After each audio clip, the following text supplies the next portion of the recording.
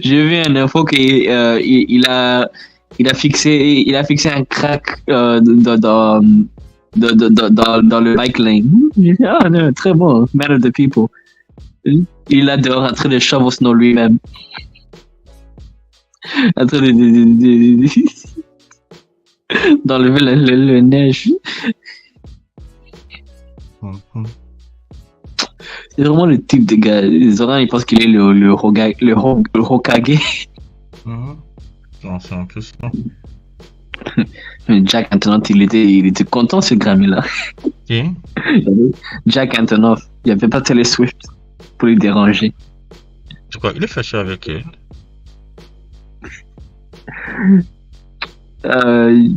Je sais pas, mais il y a une vidéo lorsqu'il a gagné la Producer of the Year. Taylor Swift, elle prenait trop d'attention pour elle-même. Non, c'est une narcissique de merde. C'est une narcissique de merde. Alors que moi, je dis sa carrière n'aurait été rien sans ce mec-là. Jack Antonoff, voilà. C'est vraiment l'architecte sonore, c'est le génie derrière le son de tout. Et Jack Antonoff, c'est un incroyable. Il me rappelle un artiste pop, un producteur pop des années 90 là. Comment il s'appelait un peu là? Celui qui faisait les sons des Britney Spears et des NSYNC à l'époque un peu. Attends, il faut que je me rappelle un peu. Tous les sons pop des années 2000 là, c'était le gars là. Jack Antonoff, un peu, c'est la version des années 2010, milieu des années 2010, 2020 de ce mec-là. Attends, je vais regarder tous les gros tubes. Je pense que c'est lui qui l'a fait. Max Martin, voilà. Jack Antonoff, c'est le Max Martin des années 2010. Max Martin, c'était le gars, si tu ne sais pas qui c'est, Max Martin, c'était le mec tous les trucs de pop des fin des années 90, des années 2000, c'est lui, hein.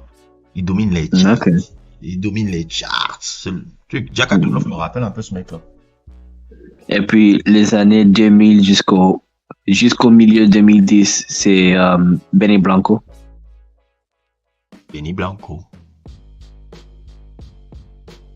Le mari de je sais pas si Selena Gomez. Je ne sais pas si lui, Benny Blanco, il a dominé les charts. Benny Blanco, il a fait Moves Like Jagger de Maroon 5. Ah ouais, c'est vrai que lui aussi, là. Oula, qu'est-ce que je raconte, putain, oui, c'est vrai que 2008-2010, c'est lui, quoi. Et je crois qu'il a aussi fait Stereo Hearts de comment il s'appelle, Bruno Mars? Gym Class Heroes. Gym Class. My house is stereo. Je pense que c'est bien. Non, Benny Blanco, il est là aussi. 2008-2010. C'est soit de lui ou bien Bruno Mars, a.k.a. Peter Fernandez. Avant qu'il devienne un star lui-même, dans son propre droit.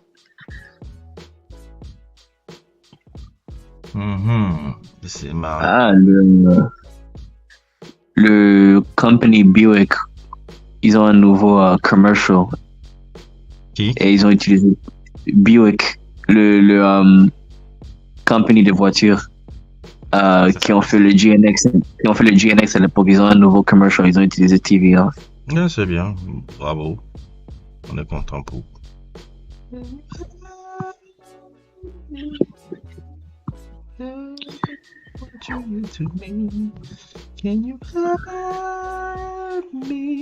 Ça c'était une chanson, ça c'est ma chanson préférée. Pusher, ça. C'était dans 8-7-1. Can you help me? Tell me what you would do me. C'est le premier CD, le premier album que j'ai suivi de ma vie, c'était cet album-là. Ah ouais. 8-7-1. C'est le premier CD que j'avais acheté. Je me rappelle, je l'avais acheté 2000 au marché. C'était un CD piraté et tout là. C'est le premier CD là. Je sais plus si je me souviens de la tracklist par cœur. Je me rappelle des sons qui m'avaient beaucoup marqué. C'était Cool Ghetto, Can You Help Me? Il y avait aussi U-Turn qui était. U-Turn, c'était, je crois, 15e, dans la 15e, 14e piste, si je me souviens bien. Je suivais tellement l'album là. Je suivais tellement. 8701. C'était son 3e album. Tu connais. Peut-être que tu connais. Pernell Whitaker. Pernell Whitaker, ça c'est une légende de la boxe, ça. Apparemment, Paix à son âme. le scotch que Kendrick portait au Grammy sur sa main droite, c'est une référence à lui. Pourquoi? Et Ita J3 a même posté un petit infomercial de lui. Tu sais que les mouvements que je fais sont inspirés de lui. Au moment de déplacement que je sont inspirés de Pernell Whitaker. Ok. Alors, Pernell Whitaker, c'est l'idole absolue de Floyd Mayweather. Non, c'est peut-être le plus beau boxeur que j'ai jamais vu. Beaucoup plus beau même qu'Ali. Le gars, là, il était en poids léger. Mais la défense qu'il avait, c'était effrayant. Tu pouvais pas le toucher. Wow. Tu pouvais pas le toucher. Va voir son combat contre Oscar de la Hoya. Même Oscar de la Hoya, à un moment donné, il commence même à sourire. Il dit, mais ce gars-là, c'est quoi ça? Pernell Whitaker, Sweet Pea. Oh! Nom de Dieu. Tu sais, quand j'ai commencé à m'intéresser à la boxe et tout, et que j'ai commencé un peu dans ma période de danse, là, il faisait partie des gars que je me levais chaque matin, lui et Prince Nassim Hamed, à regarder des vidéos un peu de leurs mouvements et autres. Et beaucoup de mouvements de mes pas de danse sont beaucoup inspirés de ce mec-là. Pernell Whitaker, c'est un génie. Un génie. Tu ne pouvais pas le Sweet Pea, tu ne pouvais pas le toucher, le gars. C'était très difficile de jouer. Ah, un jour, si tu as le temps, tu tapes le combat avec Oscar de la Hoya. Putain, non, laisse tomber. Laisse tomber. C'est n'importe quoi. Floyd Mayweather, c'est l'idole de Floyd Mayweather. Paix à son âme. Il est mort en 2019, mais incroyable boxeur. Fabuleux boxeur. Et puis, dans son story, Day Free avait zoomé sur la main de Kendrick pour emphasize. Donc, pourquoi ils aiment parler de Sweet Pea comme ça? Qu'est-ce qu'ils ont avec le gars? No, Day Free. Et Day Free a fait quoi? Il a posté une photo sur son story, c'est la photo de Kendrick, mais c'est super zoomé sur sa main. Pourquoi sur la main? La main avec quoi? Le scotch de boxe, j'ai dit que c'est qui portait au Grammy, c'était une référence à Pernell Whitaker. Oh, ok. Sweet Pea.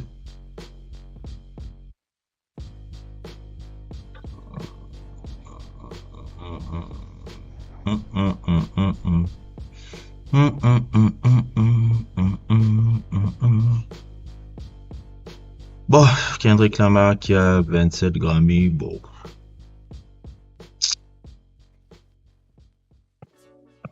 Whatever. Je pense pas.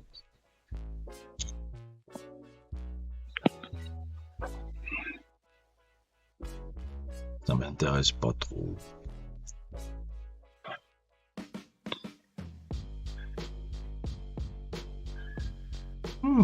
Floyd Mayweather, il adorait tellement Sweet Pea, frère.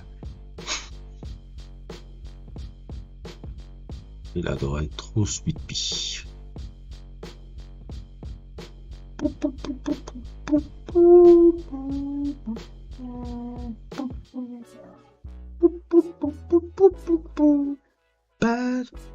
Bad Bunny.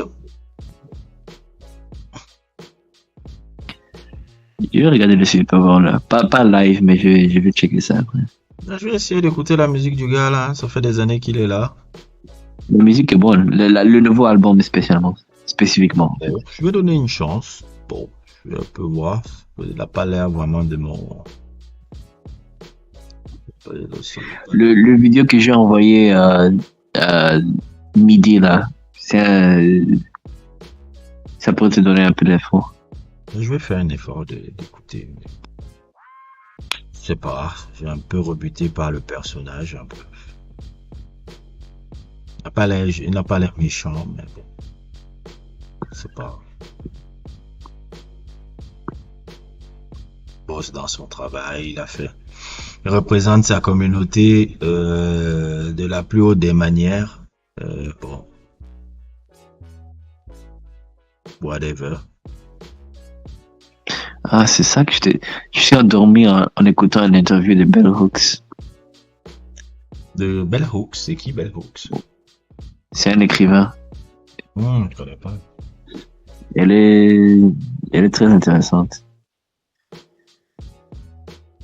Can you help me?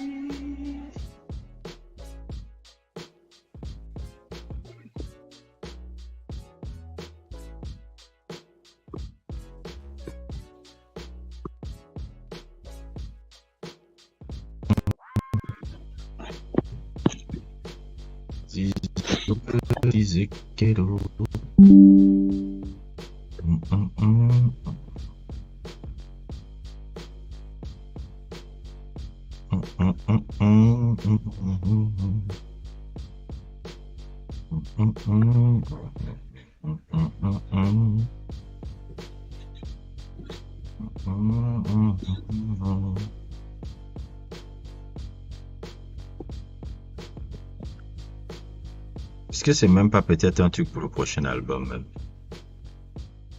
Quoi? Le fait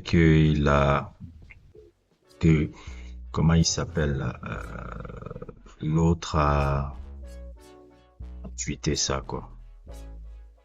Dave Free et comment il s'appelle là? Le J3. Ouais, c'est ça que j'étais en train de tenter en fait. Ça a l'impression d'être une nouvelle era quoi. Ouais. Sweet Pea, ah, Sweet Pea c'est un gars. Whitaker, moi je n'aime pas regarder la boxe, mais j'aime les histoires de boxeurs. Ah, c'est des personnages particuliers ou en couleur. Hein. Des histoires parfois très tragiques, mais le boxeur, c'est des histoires en couleur. Hein. C'est des personnages de cinéma. Hein. Oui, je connais beaucoup de choses. Je dis pas que je suis un expert, mais je connais beaucoup de choses sur la vie de Mohamed Ali. Je n'ai jamais regardé un combat de lui. Ouais. Mohamed Ali, franchement, même la boxe, même. La boxe est même comme un rédhibitoire pour parler de ce grand individu qui n'était pas forcément parfait. Il a fait un peu souvent des conneries. Ouais. Malcolm X, par exemple. Ceux qui avaient Malcolm X, c'était pas forcément joli. Mais aussi avec certains de ses compagnes aussi, c'était pas assez joli aussi, il faut ajouter aussi. Mais il frappait ses femmes, non? Ouais, certains trucs. Bon, c'est l'époque aussi, hein. L'époque était aussi pourrie. L'époque était comme ça. Ouais. Et puis il y avait aussi comme un gars comme Mike Tyson, ça m'intéresse pas donc. Oh, tu devras. Tu devras, hein. C'est intéressant. Et surtout jusqu'à si tu t'intéresses jusqu'à maintenant, tu vas voir, c'est un bel arc de rédemption. Ouais, bon. Ou un personnage qui franchement, merci la boxe, hein. La boxe l'a sauvé, hein. Et que le gars, je sais pas, on l'avait violé, je crois que c'est sa grande sœur qui l'avait violé. Si je me souviens bien l'histoire. Toto avec sa mère qui était morte, le truc. Un garçon timide à la base, hein. Mike Tyson à la base, c'est pas un garçon qui veut déranger les gens, hein. C'était un garçon qu'on était tout le temps en train de bully. Allô? J'attends. J'ai dit c'était un gars qu'on était en train de bully. Le moment où il avait seulement son amour des pigeons là. Le moment où il y a un de ses bullies qui a pris les pigeons et est parti tuer son pigeon, c'est là où il est devenu fou. Et il a dosé tellement l'enfant là, l'autre et tout. Il a dit, quand je donne les coups de poing, les gens ont peur de moi. Donc, je vais devenir ce gars-là. C'est comme ça que ça a commencé, en fait. Faut comprendre toujours un peu comment on appelle ça, les constructions humaines des gens. Surtout. Et quand il a commencé à faire ça, c'est là où il est entré dans la délinquance pour dire, je vais faire peur aux gens, puisque quelqu'un qui veut faire peur, quelqu'un qui fait peur aux gens, c'est parce que lui-même, il a peur, en fait. Je sais pas si tu vois un peu ce que je veux dire. Et comme il a tellement voulu, il a dit, ah, moi, je vais maintenant être quelqu'un qui fait peur. C'est pour ça que Mike Tyson, c'était ça. Tu vois, Mike Tyson, c'était la peur. Hein. Mike Tyson, c'était la peur. Il voulait toujours intimider son adversaire ou quelque chose comme ça. Après, il verse dans la délinquance, la vraie délinquance. Hein. La délinquance, vraiment, voilà. Ouais, il parle des trucs. Et un des gars, des trucs, je sais pas quoi, là, des centres sociaux bizarres, là, où on met souvent les enfants délinquants, là, il le regarde, il a 11 ans, 12 ans. Et toi, là, je vais te présenter un gars. Parce que toi, ta force et ton truc, là, ça doit être présenté. On le présente à celui qui s'appelle Gus D'Amato, qui est peut-être pour moi le plus grand esprit de l'histoire de la boxe. Ce mec-là, c'est juste un monstre. Il n'a pas juste créé des champions du monde, il a créé des entraîneurs de champions du monde aussi. C'est te dire que le mec, je sais pas si tu vois un peu ce que je veux dire. Ouais.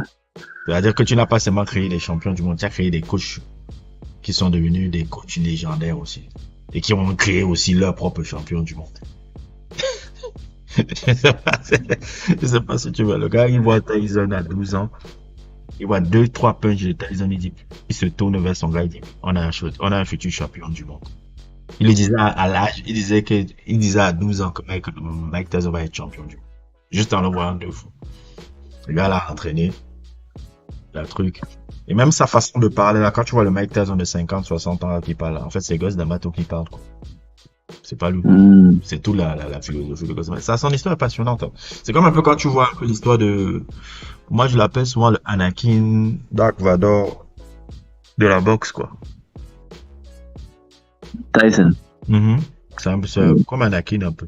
Et sa rédemption, c'est un peu comme Dark Vador à la fin de Star Wars, quoi.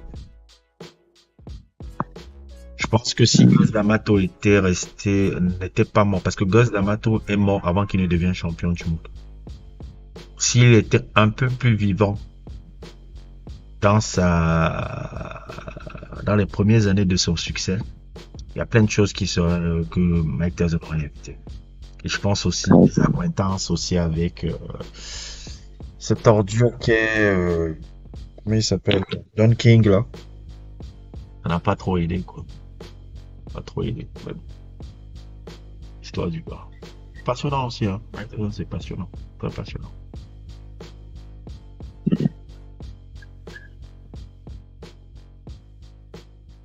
Une individu d'une rare intelligence. Si. Très très intelligent, Mike Tyson. Bon, peut-être même un peu trop, d'ailleurs.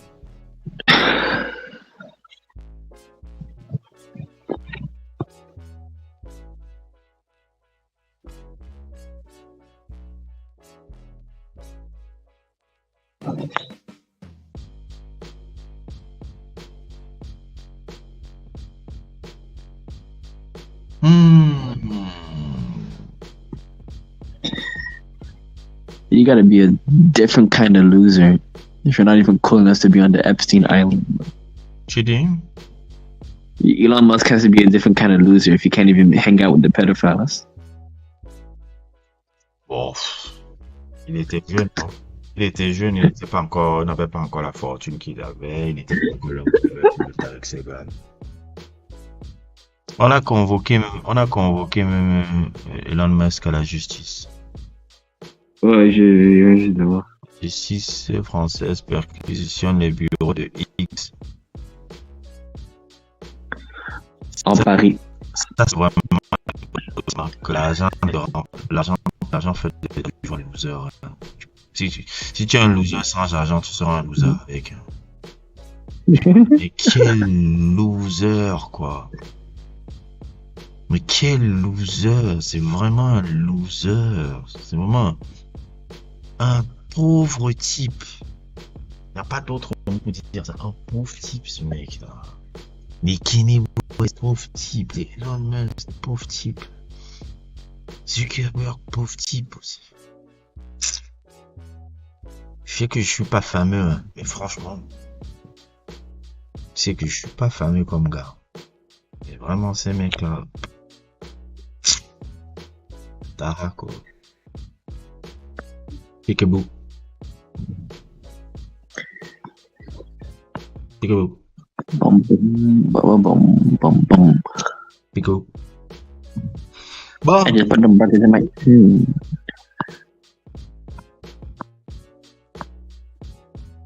Bon.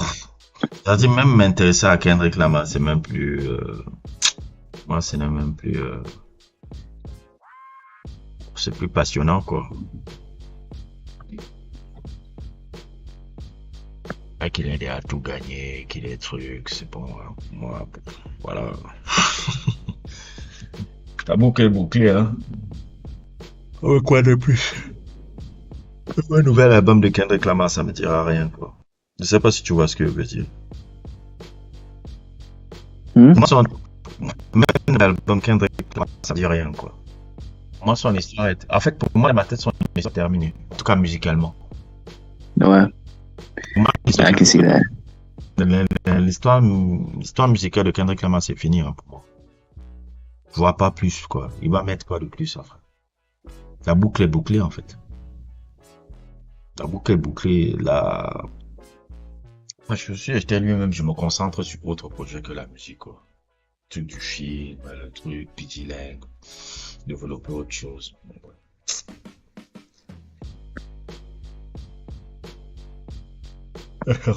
Et sincèrement, je fais même plus un album qui est hip-hop, quoi. Je pense que je sors dans quelque chose, je commence à expérimenter. Tu vois, je dis, je sais pas. En tout cas, musicalement, moi, pour lui, si j'étais lui, franchement, c'est mort. Il va faire quoi de plus? Il a toujours une idée. Il va faire quoi de plus? Par contre, Drake, je serais pas surpris d'être surpris par un projet de Drake comme ça là qui puisse le réhabiliter un peu musicalement. C'est pour cela que je suis excité pour Iceman. Je vais voir s'il va tourner un nouveau livre et créer quelque chose sous toutes ces pressions là. S'il peut vraiment se réhabiliter ou bien s'il va faire la merde qu'il faisait toujours. Moi, je pense que Drake est un peu, s'il revient avec s'il va complètement pop un peu. C'est-à-dire qu'il laisse l'histoire d'être dans c'est bon, c'est mort maintenant. Laisse les négros là-bas. Va assumer un truc un peu. Assume un peu le fait que tu aimes un peu les Maggie, les altés là. Drake, il a une vraie culture musicale, quoi, tu vois. Assume un peu que tu aimes les trucs là-bas et qu'il va dans une autre direction musicale, quoi. Parce que il a presque fait avec Honestly Nevermind parce qu'il a failli travailler avec Kaytranada, mais il a annulé, il a cancel les plans avec Kaytranada parce que Kaytranada n'a pas exprimé beaucoup d'excitement. Ouais, je pense que travailler avec des gars immensement créatifs dans la production, dans le truc comme ça pourrait vraiment l'aider, hein. Moi, je pense que Drake il peut revenir musicalement avec quelque chose d'intéressant. Il peut. C'est juste lui, il fait pas de faveur pour lui-même. C'est ça le problème. Il peut revenir vraiment avec un projet musical, vraiment, s'il se concentre pas à chercher la trendy. Mais le problème, c'est que c'est ça qu'il faisait tous les jours. Il cherche toujours, mec, il attrape toujours les gens quand ils sont presque là dans leur propre accord et puis ils font leur truc et puis la narrative ça devient Drake il a créé ça. Non, il faut qu'il arrête ça. Et même un peu au début de sa carrière, qu'est-ce qu'il a fait comme tu te regardes? C'est que tu es venu avec ton son, même si bon, voilà bon. Il est venu avec son son, avec Noah Fordy, tu as dit bon, ok. Je vais prendre, en gros, la musique de Drake. Au début, c'est quoi? Je vais prendre la vibe, puisque tu sais qui est l'idole de Drake, non? Hein? L'idole absolue de Drake, c'est qui? Absolu, absolu, number one.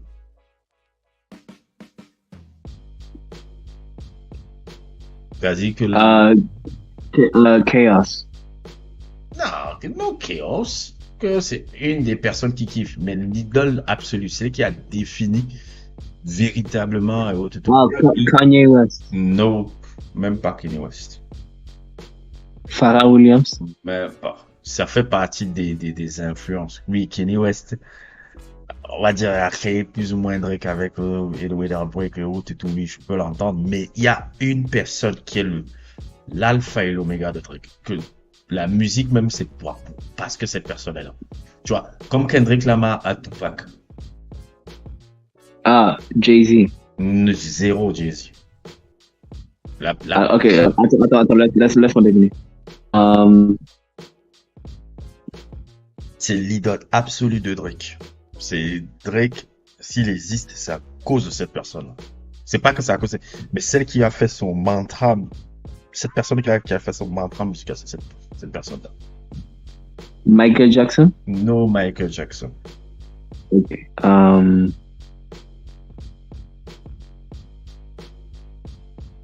Bon, je te dis. Non, laisse-moi. C'est un Américain? Bien sûr. Ok.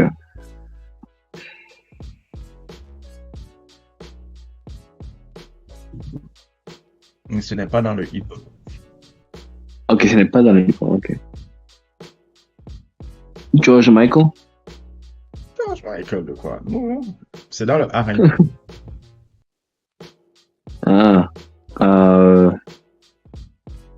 Et c'est une femme.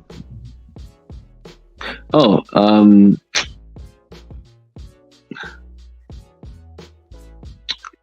la fille là, qui était avec Timberland. C'est Alia. Alia, ouais. Oui, ouais. Alia, le dieu de Drake, la déesse de Drake, c'est Alia.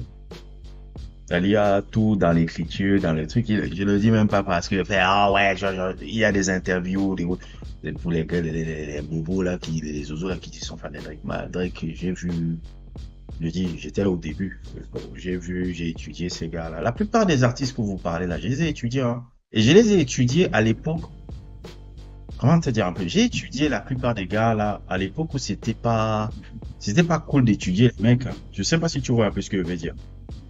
Le nombre d'interviews que je voyais dans les forums, dans les trucs, dans les années 2009-2010 là, tu vois un peu. Et tout. Je peux te citer une interview de Gambino en 2008 avec Arnaque TV. L'interview de Hobson où il expliquait tu vois, moi j'étais dans tu vois, ce truc là, j'étais là dedans. Je sais pas si tu vois un peu ce que je veux dire. Je suis un gars de la culture du net. Je suis un gars, c'est seulement que j'avais mon blog à l'époque là. Après j'avais fait mon overblog, après j'avais arrêté, mais j'étais resté je suis un gars de la culture du net. Je suis un gars de cette culture-là et autres. Donc, quand je vois un peu les noms, ils venaient avec leur podcast, leur truc, là, ils font leur truc de bullshit et autres. Ils sont venus gâter un peu le monde là, on était là. Je sais pas si tu vois un peu. C'était vraiment, on en discutait même lundi avec Thomas. Vraiment, les années 2008, 2009, 2010, 2011, quand il n'y avait pas tous ces cons là et autres et tout là. Oh, c'était un bonheur.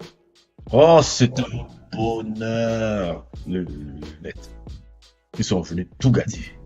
Comme d'habitude, ils viennent avec leur code là. Ils viennent m'instreamer tout, les trucs de quoi. Dégager, quoi. Dégager, quoi. Dégager. Mais Drake, oui, Drake, c'est Alia. C'est Alia, tout le mantra. Drake est venu dans les années 2010 en disant que bon, voilà. C'est pour cela qu'il voulait faire l'album pervers. C'est ce qu'il voulait prendre le vote. Mais Drake, c'est ça un peu. C'est les productions qui rappellent un peu les productions d'Alia. Les productions du R&B un peu des années 90, là, genre UDC, Shy, tous les 112, trucs au rabais, là, Alia. Je pense beaucoup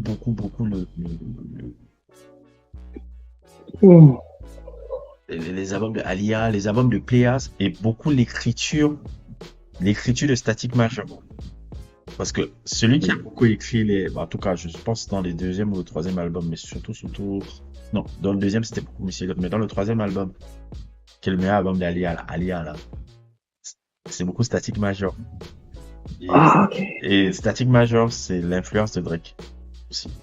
Ouais. Bon, puisque Static Major est créé pour Alia, bon, je sais pas si tu vois un peu le truc. Mm. C'est le même truc, quoi. Quand tu écoutes Drake, mais c'est au rabais, tu vois, c'est très sirupeux, c'est très, qu'ils ont créé un peu à la canadienne, quoi. Ça fait froid.